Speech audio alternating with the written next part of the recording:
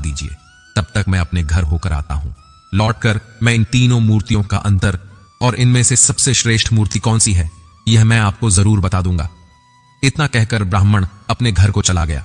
उधर राजा ने उन मूर्तियों को एकांत कक्ष में रखवा दिया। ब्राह्मण सीधा अपने घर गया और पूरी बात मोर और मोरनी को बताई। यह बात सुनकर मोर ने कहा, ब्राह्मण देव, जब तीनों मूर्तियां दिखने में एक जैसी हैं तो अंतर जरूर उनके अंदर होगा। तुम एक काम करना, एक पतला सा तार उन मूर्तियों के कान में डालना। वह तार कहां निकलता है, यह बात आकर मुझे बताना और मैं आपको उनका अंतर समझा दूंगा। ब्राह्मण तुरंत राजमहल में जाकर मूर्तियों के पास गया और एक पतला सा तार उनके कान में डालकर देखने लगा। पहली मूर्ति के कान में तार डाला तो वह तार दूसरे कान से बाहर निकल गया। फिर दूसरी मूर्ति के कान में तार डाला तो वह मुंह से बाहर निकल गया। फिर तीसरी मूर्ति के कान में तार डाला तो वह तार बाहर ही नहीं निकला। ब्राह्मण ने पूरी बात आकर मोर को बताई। तब मोर ने उसे समझाया कि पहली मूर्ति के कान के छेद आर पार है। इसका अर्थ है कि वह किसी भी बात को एक कान से सुनती है और दूसरे कान से निकाल देती है। दूसरी मूर्ति किसी भी गुप्त बात को कान से सुनकर मुंह से निकाल देती है और तीसरी मूर्ति गुप्त बातों को कान से सुनकर पेट में दबाकर रखती है। यही तीसरी मूर्ति उन तीनों में से श्रेष्ठ है, जो मनुष्य सबकी सुनकर उसे अपने अंदर रखता है, उसे किसी से कहता नहीं और समय आने पर उन बातों को प्रयोग में लाता है। वही मनुष्य बुद्धिमान माना जाता है।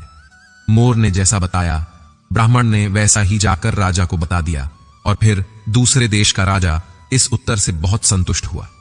ब्राह्मण के जवाब से सभी दरबारी भी बहुत प्रसन्न हुए और ब्राह्मण की जय जयकार करने लगे। तभी उस दूत ने दूसरा प्रश्न रखा कि ऐसा कौन सा व्यक्ति है जो एक मरे हुए व्यक्ति के कारण जीवित रहता है, और ऐसा व्यक्ति कौन है जो जीवित रहने वाले व्यक्ति के कारण ही जीवित रहता है। ब्राह्मण प्रश्न सुनकर फिर भागकर मोर और मोरनी के पास गया और इस बार मोरनी ने बताया कि हे ब्राह्मण देवता, इसका उत्तर एक तो आप हैं यानी ब्राह्मण है और दूसरा व्यक्ति वैद्य है। जब व्यक्ति मर जाता है तो मरने वाले के अंतिम संस्कार से लेकर श्राद्ध कर्म तक के कार्य करके ही पंडित यानी ब्राह्मण दक्षिणा लेकर अपनी जीविका चलाता है, और दूसरा व्यक्ति वैद्य, एक वैद्य मृत्यु की ओर जाने वाले बीमार लोगों को जीवित रखता है और उनसे कमाए हुए धन से अपना पेट भरता है। ब्राह्मण ने यही उत्तर जाकर राजा के सामने रख दिया। पूरे दरबार में ब्राह्मण की जय जयकार होने लगी। फिर शर्त के अनुसार राजा को आधा राज्य मिल गया। पूरे नगर में ब्राह्मण की इज्जत बढ़ गई। फिर एक दिन राजा ने सोचा कि ब्राह्मण प्रश्न सुनकर अपने घर क्यों जाता था, जरूर इसका कुछ कारण है। राजा के पूछने पर ब्राह्मण ने बताया कि उसके घर के बाहर एक पीपल का पेड़ है। उस पेड़ पर एक मोर और मोरनी का जोड़ा रहता है। वे दोनों पति पत्नी बहुत बुद्धिमान हैं। उनके कहने पर ही मैं आपके यहां नौकरी कर रहा हूं और उन दोनों ने ही इन प्रश्नों के उत्तर मुझे बताए हैं। यह सुनकर राजा बहुत खुश हुआ। फिर राजा ने दोनों मोर और मोरनी को अपने महल में बुलाया और उनसे पूछा, तुमने यह ज्ञान कहां से प्राप्त किया है? तब दोनों पक्षियों ने मुस्कुराकर जवाब दिया, महाराज, हमने यह ज्ञान इसी ब्राह्मण से पाया है जिसके घर में हम रहते हैं। यह ब्राह्मण बहुत ही विद्वान है। इन्होंने शास्त्रों का बहुत अध्ययन किया है। जब यह ब्राह्मण शास्त्रों का अध्ययन करता था तो हम पेड़ पर बैठे बैठे सुनते थे। यह इन्हीं की कृपा का फल है। महाराज, यह ब्राह्मण बहुत ही सीधा साधा है। इनमें आत्मविश्वास की कमी थी। यह जीवन भर अपने सीधेपन से गरीबी का दुख भोगता रहा। इस बार इन्होंने हमारी सलाह मानी और यह सफल हो गए। राजा कहने लगा, हे पक्षियों, मुझे तुम पर बहुत गर्व है। तुमने एक लाचार ब्राह्मण का मान बढ़ाया है, साथ ही साथ तुमने इस राष्ट्र का नाम रोशन किया है। मांगो, तुम क्या मांगना चाहते हो? तब मोर कहता है, महाराज, मैं चाहता हूं कि हमारे नगर में सभी जीव जंतुओं का जीवन सुखमय हो और कोई भी पक्षी या कोई भी जानवर भूख प्यास के कारण ना मरे। मोरनी भी कहती है, महाराज, मैं चाहती हूं कि हमारे राज्य में बेटों की तरह ही बेटियां भी शिक्षा प्राप्त करें। कहते हैं, जहां नारी अज्ञानता के अंधकार में भटकती है वहां पर कभी सुख शांति नहीं आ सकती। नारी अपनी संतान की गुरु होती है। यदि वह शिक्षित होगी तो उसकी संतान भी शिक्षित होगी। मोर और मोरनी के कहने पर राजा ने अपने राज्य में नारी शिक्षा और जीव जंतुओं की सेवा को बहुत अधिक बढ़ावा दिया। जिस प्रकार सुंदर से सुंदर फूल भी बिना सुगंध के व्यर्थ है, उसी प्रकार मनुष्य चाहे कितना ही रूपवान हो, बलवान हो, बड़े कुल में पैदा हुआ हो, विद्या के बिना और जीव जंतुओं के प्रति दया के बिना सब व्यर्थ है। गरीबी को दूर करने के लिए किसी भी व्यक्ति को शिक्षित होना बहुत आवश्यक है और हर व्यक्ति को आत्मविश्वास से भरपूर होना भी बहुत जरूरी है। दूसरों की बातों में आकर रिश्ते खराब मत कीजिए, क्योंकि रिश्ते अपने होते हैं, दूसरों के नहीं। बहुत फर्क होता है। जरूरी और जरूरत होने में कभी कभी हम सिर्फ जरूरत होते हैं। जरूरी नहीं कोई लाख खूबसूरत ही सही, लेकिन अगर वह ईमानदार और वफादार नहीं तो कुछ भी नहीं। सांप के दांत में, बिच्छू के डंक में और इंसान के मन में कितना जहर भरा है कोई नहीं बता सकता। काश बनाने वाले ने थोड़ी होशियारी और दिखाई होती, इंसान थोड़े कम और इंसानियत थोड़ी ज्यादा बनाई होती। रंग छोटे कपड़े और रंग बदलते लोग इतने भी ब्रांडेड क्यों ना हो, दिल से उतर ही जाते हैं। समस्या जब अपनों से हो तो समाधान खोजना चाहिए, क्योंकि न्याय में एक खुश होता है और दूसरा नाराज, जबकि समाधान में दोनों खुश होते हैं। जब भी आप खुद को टूटा हुआ महसूस करो तो घबराना मत, ऊपर वाला आपका इस्तेमाल किसी बड़ी चीज के लिए कर रहा है। प्रार्थना रोज करिए, क्योंकि बात करने से ज्यादा आसान है उस ईश्वर से बात करना। किसी को भी अपना दर्द और अपनी खुशी नहीं दिखानी चाहिए, क्योंकि लोग आपकी खुशी में नजर और आपके दुख में नमक जरूर लगाते हैं। जब किसी रिश्ते में जिद और अकड़ आ जाए तो यह दोनों जीत जाते हैं, लेकिन रिश्ता हार जाता है। प्रेम यदि पक्का हो तो झगड़े चाहे कितने भी हों, लेकिन रिश्ता कभी नहीं टूटता।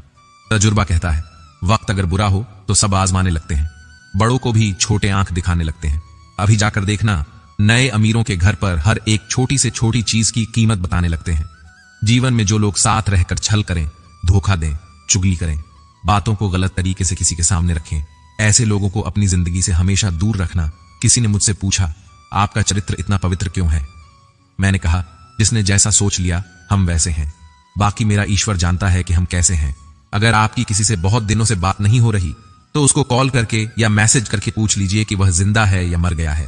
अगर वह जिंदा है तो यकीन मानिए उसके लिए आप मर गए हैं। हर व्यक्ति अपनी जगह सही होता है और वास्तविक संघर्ष सही और गलत के बीच में नहीं, सही और सही के बीच में होता है। 3 बेहतरीन जवाब। सफलता का क्या रहस्य है? सही निर्णय। आप सही निर्णय कैसे लेते हैं? अनुभव से। और आप अनुभव कैसे प्राप्त करते हैं? गलत फैसलों से कोई सराहना करे या निंदा दोनों ही अच्छे हैं, क्योंकि प्रशंसा प्रेरणा देती है और निंदा सावधान करती है। दौलत तो विरासत में भी मिल सकती है, लेकिन पहचान अपने दम पर ही बनानी पड़ती है। बसा है जब सब में तू ही मेरे मालिक, तो कोई खराब और खोटा क्यों है?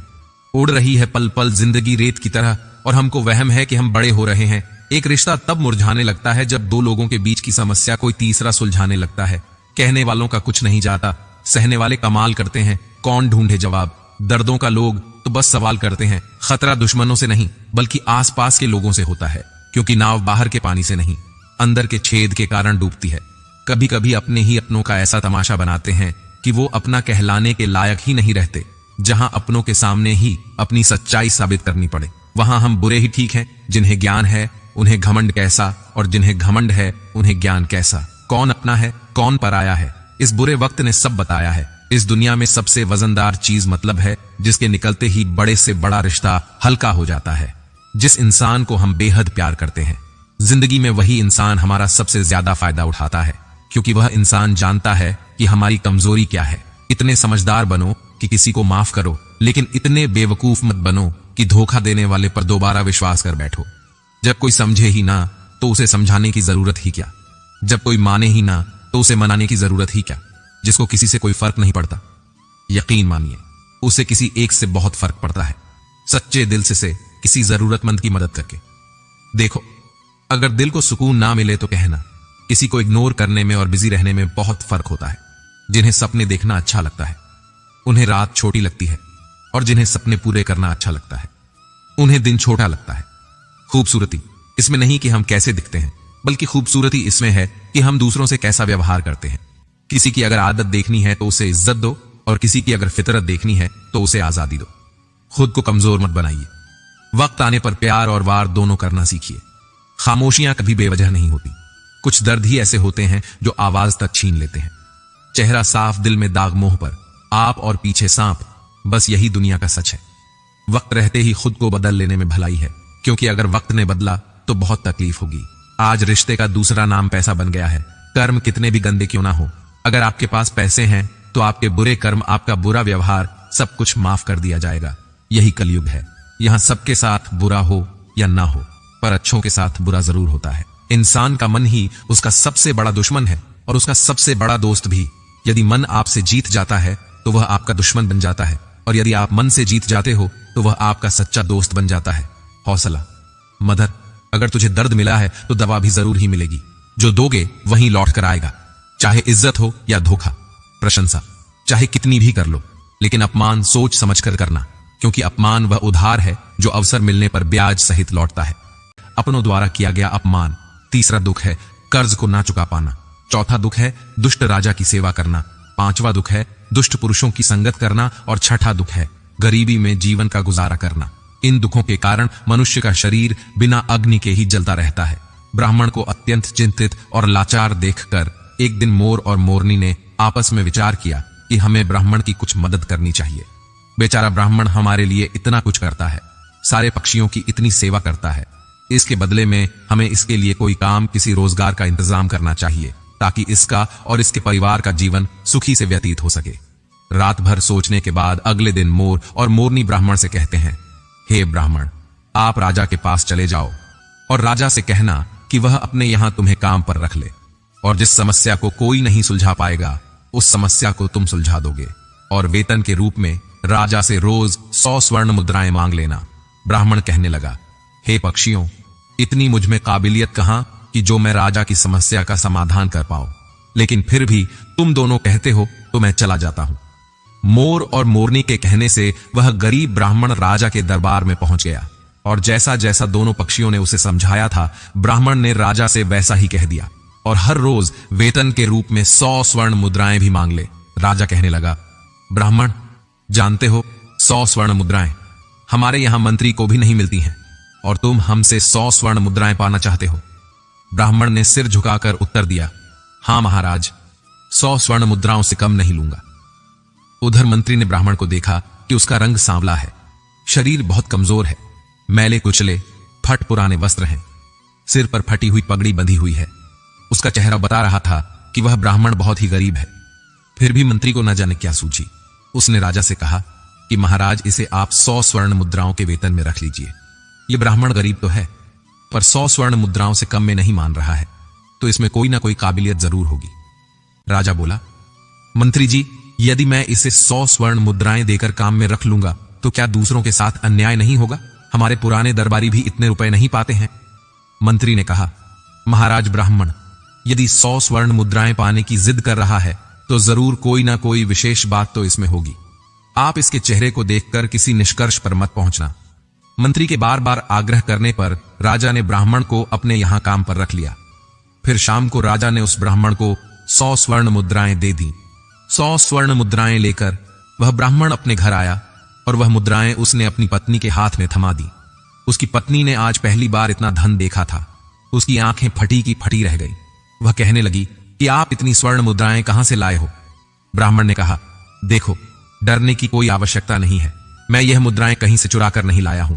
मैं इन 2 मोर और मोरनी के कहने से आज राजा के दरबार में गया था और राजा से 100 स्वर्ण मुद्राएं वेतन रोज पाने वाला काम मांग लिया। फिर मंत्री जी की सिफारिश पर राजा ने मुझे काम पर रख लिया, लेकिन मैं यह सोचकर हैरान हूं कि राजा ने रख तो लिया, परंतु कभी कोई ऐसा काम आ गया तो मैं उसे हल कैसे करूंगा? तभी मोर ने हंसते हुए कहा, ब्राह्मण देवता, घबराइए मत, देने वाला तो ईश्वर है। जब वो देता है तो छप्पर फाड़ कर देता है, जब उसने दिया है तो समाधान भी वही बताएगा। आज ब्राह्मण को उन दोनों मोर और मोरनी के फैसले पर बहुत खुशी हो रही थी। अब तो हर रोज ब्राह्मण को राजा के दरबार से 100 स्वर्ण मुद्राएं मिलने लगी। ब्राह्मण हर रोज मुद्राएं लाकर अपनी पत्नी को दे दिया करता था। ब्राह्मण की पत्नी ने पहले तो उन मुद्राओं से अपनी रोजमर्रा की जरूरत को पूरा किया, और बचे हुए पैसों को ब्राह्मण और ब्राह्मणी ने मोर और मोरनी को दे दिया और कहा कि इन मुद्राओं पर तुम्हारा भी अधिकार है। फिर उन स्वर्ण मुद्राओं को मोर और मोरनी परोपकार के कार्यों में लगाने लगे। ब्राह्मण और ब्राह्मणी उन मुद्राओं से गरीबों को खाना खिलाने लगे, जंगल में रहने वाले पशुओं के लिए पानी की व्यवस्था करते, और धीरे धीरे उन दोनों पति पत्नी ने एक पाठशाला खुलवा दी, ताकि गरीब लोगों के बच्चे जो पैसों की कमी के कारण पढ़ नहीं पाते वह भी पढ़ सकें। अक्सर बहुत से गरीब बच्चों का भविष्य भी गरीबी के कारण सिमट कर रह जाता है। उनके अंदर की उठने वाली योग्यता को धन ना होने के कारण पंख नहीं मिल पाते, इसलिए योग्य होने पर भी वे लोग बस लाचार और बेबस बनकर रह जाते हैं। मोर और मोरनी ने भी उन रुपयों से नगर के हर एक गरीब और बेबस की सहायता की। उधर राजमहल में ब्राह्मण को देखकर दूसरे दरबारी उससे जलने लगे। वे हमेशा सोचते रहते थे कि मंत्री की मूर्खता के कारण यह ब्राह्मण रोज 100 स्वर्ण मुद्राएं ले जाता है, और राजा साहब ने अभी तक इससे कोई 100 स्वर्ण मुद्राओं वाला काम भी नहीं करवाया। फिर एक दिन ऐसा हुआ उस ब्राह्मण की परीक्षा का समय भी आ गया। राजा के दरबार में एक दूसरे देश के राजा का दूत आया। उसने कहा, महाराज, यदि आप हमारे 2 प्रश्नों का सही सही उत्तर देंगे तो हमारे राजा आपको हमारा आधा राज्य दे देंगे, नहीं तो आपको अपना आधा राज्य देना पड़ेगा, और यदि आपने उनके इस प्रस्ताव को ठुकराया तो वह आप पर आक्रमण कर देंगे। उस दूत की बात सुनकर राजा बड़ी चिंता में पड़ गया कि अगर दूसरे राजा की बात नहीं मानी तो व्यर्थ में ही रक्तपात होगा। फिर यह सोचकर राजा ने दूत से कहा कि तुम अपने राजा के दोनों प्रश्न हमें बताओ। इतना कहते ही दूत ने एक पालकी मंगवाई। उस पालकी में 3 मूर्तियां रखी हुई थीं। वो तीनों मूर्तियां संगमरमर के पत्थरों से बनी हुई थीं और तीनों मूर्तियां देखने में बिल्कुल एक जैसी लगती थीं। दूत ने कहा, महाराज, हमारे महाराज का पहला प्रश्न है कि इन तीनों मूर्तियों में श्रेष्ठ मूर्ति कौन सी है। यह सुनकर राजा और समस्त दरबारी सोच में पड़ गए। यह मूर्तियां तो दिखने में एक जैसी ही हैं, फिर इनमें से कोई एक श्रेष्ठ सिद्ध कैसे हो सकेगी। राजा सहित राजा के सभी दरबारी उन मूर्तियों में अंतर सिद्ध नहीं कर सके। तभी अचानक मंत्री को याद आया कि हमने 100 स्वर्ण मुद्राएं वेतन वाले ब्राह्मण को किस लिए रखा है। फिर राजा ने तुरंत उस ब्राह्मण को बुलाया और उसे तीनों मूर्तियों में अंतर ढूंढकर श्रेष्ठ सिद्ध करने के लिए कहा। बेचारा भोला भाला ब्राह्मण मूर्तियों को देखकर आश्चर्य में पड़ गया कि इन तीनों मूर्तियों में अंतर कैसे पता किया जाए। यदि नहीं बता पाया तो राजा नौकरी से निकाल देगा। अब तो दरबार में ब्राह्मण से जलने वाले लोग भी सोचने लगे कि आज इस ब्राह्मण का खेल खत्म हो जाएगा। काफी देर मूर्तियों को गौर से देखने के बाद भी ब्राह्मण को कुछ समझ में नहीं आया, तो ब्राह्मण ने कहा, महाराज, इन मूर्तियों को एकांत कक्ष में रखवा दीजिए, तब तक मैं अपने घर होकर आता हूं। लौटकर मैं इन तीनों मूर्तियों का अंतर और इनमें से सबसे श्रेष्ठ मूर्ति कौन सी है, यह मैं आपको जरूर बता दूंगा। इतना कहकर ब्राह्मण अपने घर को चला गया। उधर राजा ने उन मूर्तियों को एकांत कक्ष में रखवा दिया। ब्राह्मण सीधा अपने घर गया और पूरी बात मोर और मोरनी को बताई। यह बात सुनकर मोर ने कहा, ब्राह्मण देव, जब तीनों मूर्तियां दिखने में एक जैसी हैं तो अंतर जरूर उनके अंदर होगा। तुम एक काम करना, एक पतला सा तार उन मूर्तियों के कान में डालना। वह तार कहां निकलता है यह बात आकर मुझे बताना और मैं आपको उनका अंतर समझा दूंगा। ब्राह्मण तुरंत राजमहल में जाकर मूर्तियों के पास गया और एक पतला सा तार उनके कान में डालकर देखने लगा। पहली मूर्ति के कान में तार डाला तो वह तार दूसरे कान से बाहर निकल गया। फिर दूसरी मूर्ति के कान में तार डाला तो वह मुंह से बाहर निकल गया। फिर तीसरी मूर्ति के कान में तार डाला तो वह तार बाहर ही नहीं निकला। ब्राह्मण ने पूरी बात आकर मोर को बताई। तब मोर ने उसे समझाया कि पहली मूर्ति के कान के छेद आर पार है। इसका अर्थ है कि वह किसी भी बात को एक कान से सुनती है और दूसरे कान से निकाल देती है। दूसरी मूर्ति किसी भी गुप्त बात को कान से सुनकर मुंह से निकाल देती है और तीसरी मूर्ति गुप्त बातों को कान से सुनकर पेट में दबाकर रखती है। यही तीसरी मूर्ति उन तीनों में से श्रेष्ठ है जो मनुष्य सबकी सुनकर उसे अपने अंदर रखता है, उसे किसी से कहता नहीं और समय आने पर उन बातों को प्रयोग में लाता है। वही मनुष्य बुद्धिमान माना जाता है। मोर ने जैसा बताया ब्राह्मण ने वैसा ही जाकर राजा को बता दिया और फिर दूसरे देश का राजा इस उत्तर से बहुत संतुष्ट हुआ। ब्राह्मण के जवाब से सभी दरबारी भी बहुत प्रसन्न हुए और ब्राह्मण की जय जयकार करने लगे। तभी उस दूत ने दूसरा प्रश्न रखा कि ऐसा कौन सा व्यक्ति है जो एक मरे हुए व्यक्ति के कारण जीवित रहता है, और ऐसा व्यक्ति कौन है जो जीवित रहने वाले व्यक्ति के कारण ही जीवित रहता है। ब्राह्मण प्रश्न सुनकर फिर भागकर मोर और मोरनी के पास गया और इस बार मोरनी ने बताया कि हे ब्राह्मण देवता, इसका उत्तर एक तो आप हैं यानी ब्राह्मण है और दूसरा व्यक्ति वैद्य है। जब व्यक्ति मर जाता है तो मरने वाले के अंतिम संस्कार से लेकर श्राद्ध कर्म तक के कार्य करके ही पंडित यानी ब्राह्मण दक्षिणा लेकर अपनी जीविका चलाता है, और दूसरा व्यक्ति वैद्य, एक वैद्य मृत्यु की ओर जाने वाले बीमार लोगों को जीवित रखता है और उनसे कमाए हुए धन से अपना पेट भरता है। ब्राह्मण ने यही उत्तर जाकर राजा के सामने रख दिया। पूरे दरबार में ब्राह्मण की जय जयकार होने लगी। फिर शर्त के अनुसार राजा को आधा राज्य मिल गया। पूरे नगर में ब्राह्मण की इज्जत बढ़ गई। फिर एक दिन राजा ने सोचा कि ब्राह्मण प्रश्न सुनकर अपने घर क्यों जाता था, जरूर इसका कुछ कारण है। राजा के पूछने पर ब्राह्मण ने बताया कि उसके घर के बाहर एक पीपल का पेड़ है। उस पेड़ पर एक मोर और मोरनी का जोड़ा रहता है। वे दोनों पति पत्नी बहुत बुद्धिमान हैं। उनके कहने पर ही मैं आपके यहां नौकरी कर रहा हूं और उन दोनों ने ही इन प्रश्नों के उत्तर मुझे बताए हैं। यह सुनकर राजा बहुत खुश हुआ। फिर राजा ने दोनों मोर और मोरनी को अपने महल में बुलाया और उनसे पूछा, तुमने यह ज्ञान कहां से प्राप्त किया है? तब दोनों पक्षियों ने मुस्कुराकर जवाब दिया, महाराज, हमने यह ज्ञान इसी ब्राह्मण से पाया है जिसके घर में हम रहते हैं। यह ब्राह्मण बहुत ही विद्वान है। इन्होंने शास्त्रों का बहुत अध्ययन किया है। जब यह ब्राह्मण शास्त्रों का अध्ययन करता था तो हम पेड़ पर बैठे बैठे सुनते थे। यह इन्हीं की कृपा का फल है। महाराज, यह ब्राह्मण बहुत ही सीधा साधा है। इनमें आत्मविश्वास की कमी थी। यह जीवन भर अपने सीधेपन से गरीबी का दुख भोगता रहा। इस बार इन्होंने हमारी सलाह मानी और यह सफल हो गए। राजा कहने लगा, हे पक्षियों, मुझे तुम पर बहुत गर्व है। तुमने एक लाचार ब्राह्मण का मान बढ़ाया है, साथ ही साथ तुमने इस राष्ट्र का नाम रोशन किया है। मांगो, तुम क्या मांगना चाहते हो? तब मोर कहता है, महाराज, मैं चाहता हूं कि हमारे नगर में सभी जीव जंतुओं का जीवन सुखमय हो और कोई भी पक्षी या कोई भी जानवर भूख प्यास के कारण ना मरे। मोरनी भी कहती है, महाराज, मैं चाहती हूं कि हमारे राज्य में बेटों की तरह ही बेटियां भी शिक्षा प्राप्त करें। कहते हैं, जहां नारी अज्ञानता के अंधकार में भटकती है वहां पर कभी सुख शांति नहीं आ सकती। नारी अपनी संतान की गुरु होती है। यदि वह शिक्षित होगी तो उसकी संतान भी शिक्षित होगी। मोर और मोरनी के कहने पर राजा ने अपने राज्य में नारी शिक्षा और जीव जंतुओं की सेवा को बहुत अधिक बढ़ावा दिया। जिस प्रकार सुंदर से सुंदर फूल भी बिना सुगंध के व्यर्थ है, उसी प्रकार मनुष्य चाहे कितना ही रूपवान हो, बलवान हो, बड़े कुल में पैदा हुआ हो, विद्या के बिना और जीव जंतुओं के प्रति दया के बिना सब व्यर्थ है। गरीबी को दूर करने के लिए किसी भी व्यक्ति को शिक्षित होना बहुत आवश्यक है और हर व्यक्ति को आत्मविश्वास से भरपूर होना भी बहुत जरूरी है। दूसरों की बातों में आकर रिश्ते खराब मत कीजिए, क्योंकि रिश्ते अपने होते हैं, दूसरों के नहीं। बहुत फर्क होता है। जरूरी और जरूरत होने में कभी कभी हम सिर्फ जरूरत होते हैं। जरूरी नहीं, कोई लाख खूबसूरत ही सही, लेकिन अगर वह ईमानदार और वफादार नहीं तो कुछ भी नहीं। सांप के दांत में, बिच्छू के डंक में और इंसान के मन में कितना जहर भरा है, कोई नहीं बता सकता। काश बनाने वाले ने थोड़ी होशियारी और दिखाई होती, इंसान थोड़े कम और इंसानियत थोड़ी ज्यादा बनाई होती। रंग छोटे कपड़े और रंग बदलते लोग कितने भी ब्रांडेड क्यों ना हो, दिल से उतर ही जाते हैं।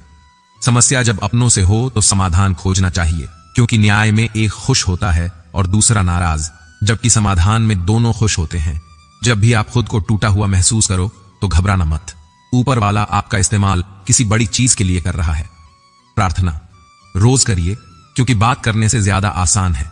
उस ईश्वर से बात करना किसी को भी अपना दर्द और अपनी खुशी नहीं दिखानी चाहिए, क्योंकि लोग आपकी खुशी में नजर और आपके दुख में नमक जरूर लगाते हैं। जब किसी रिश्ते में जिद और अकड़ आ जाए तो यह दोनों जीत जाते हैं, लेकिन रिश्ता हार जाता है। प्रेम यदि पक्का हो तो झगड़े चाहे कितने भी हों, लेकिन रिश्ता कभी नहीं टूटता। तजुर्बा कहता है, वक्त अगर बुरा हो तो सब आजमाने लगते हैं, बड़ों को भी छोटे आंख दिखाने लगते हैं। अभी जाकर देखना, नए अमीरों के घर पर हर एक छोटी से छोटी चीज की कीमत बताने लगते हैं। जीवन में जो लोग साथ रहकर छल करें, धोखा दें, चुगली करें, बातों को गलत तरीके से किसी के सामने रखें, ऐसे लोगों को अपनी जिंदगी से हमेशा दूर रखना। किसी ने मुझसे पूछा, आपका चरित्र इतना पवित्र क्यों है? मैंने कहा, जिसने जैसा सोच लिया हम वैसे हैं, बाकी मेरा ईश्वर जानता है कि हम कैसे हैं। अगर आपकी किसी से बहुत दिनों से बात नहीं हो रही तो उसको कॉल करके या मैसेज करके पूछ लीजिए कि वह जिंदा है या मर गया है। अगर वह जिंदा है तो यकीन मानिए उसके लिए आप मर गए हैं। हर व्यक्ति अपनी जगह सही होता है और वास्तविक संघर्ष सही और गलत के बीच में नहीं, सही और सही के बीच में होता है। 3 बेहतरीन जवाब। सफलता का क्या रहस्य है? सही निर्णय। आप सही निर्णय कैसे लेते हैं? अनुभव से। और आप अनुभव कैसे प्राप्त करते हैं? गलत फैसलों से कोई सराहना करे या निंदा, दोनों ही अच्छे हैं, क्योंकि प्रशंसा प्रेरणा देती है और निंदा सावधान करती है। दौलत तो विरासत में भी मिल सकती है, लेकिन पहचान अपने दम पर ही बनानी पड़ती है। बसा है जब सब में तू ही मेरे मालिक, तो कोई खराब और खोटा क्यों है? उड़ रही है पल पल जिंदगी रेत की तरह और हमको वहम है कि हम बड़े हो रहे हैं। एक रिश्ता तब मुरझाने लगता है जब 2 लोगों के बीच की समस्या कोई तीसरा सुलझाने लगता है। कहने वालों का कुछ नहीं जाता, सहने वाले कमाल करते हैं। कौन ढूंढे जवाब? दर्दों का लोग तो बस सवाल करते हैं। खतरा दुश्मनों से नहीं बल्कि आसपास के लोगों से होता है, क्योंकि नाव बाहर के पानी से नहीं, अंदर के छेद के कारण डूबती है। कभी कभी अपने ही अपनों का ऐसा तमाशा बनाते हैं कि वो अपना कहलाने के लायक ही नहीं रहते। जहां अपनों के सामने ही अपनी सच्चाई साबित करनी पड़े, वहां हम बुरे ही ठीक हैं। जिन्हें ज्ञान है उन्हें घमंड कैसा, और जिन्हें घमंड है उन्हें ज्ञान कैसा। कौन अपना है कौन पराया है, इस बुरे वक्त ने सब बताया है। इस दुनिया में सबसे वजनदार चीज मतलब है, जिसके निकलते ही बड़े से बड़ा रिश्ता हल्का हो जाता है। जिस इंसान को हम बेहद प्यार करते हैं, जिंदगी में वही इंसान हमारा सबसे ज्यादा फायदा उठाता है, क्योंकि वह इंसान जानता है कि हमारी कमजोरी क्या है। इतने समझदार बनो कि किसी को माफ करो, लेकिन इतने बेवकूफ मत बनो कि धोखा देने वाले पर दोबारा विश्वास कर बैठो। जब कोई समझे ही ना तो उसे समझाने की जरूरत ही क्या, जब कोई माने ही ना तो उसे मनाने की जरूरत ही क्या।